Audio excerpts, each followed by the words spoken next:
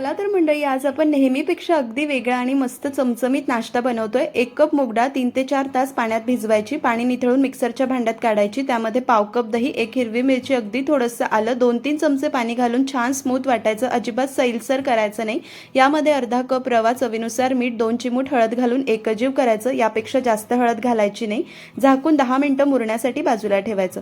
10 मिनिटांनंतर स्टीमरमध्ये पाणी गरम करायचं। मुरलेल्या मिश्रणामध्ये 1 किसलेलं गाजर, चिरलेली कोथिंबीर घालायची, 1 टीस्पून इनो आणि 2 टीस्पून पाणी घालून छान एकजीव करायचं। आपल्याला मूग डाळीच्या इडली करायच्या आहे। इडली पात्राला तेल लावलंय, त्यामध्ये मिश्रण घालायचं, एकदा पात्र टॅप करून घ्यायचं म्हणजे मिश्रण एकसारखं होतं।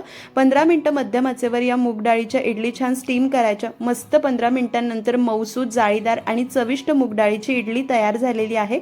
5 मिनिटं गार झाली की डिमोल्ड करायची। पाहू शकतात किती छान झाली आहे। चटणीची रेसिपी आणि डिटेल रेसिपी आपल्या YouTube चॅनलवर आहे, नक्की पहा।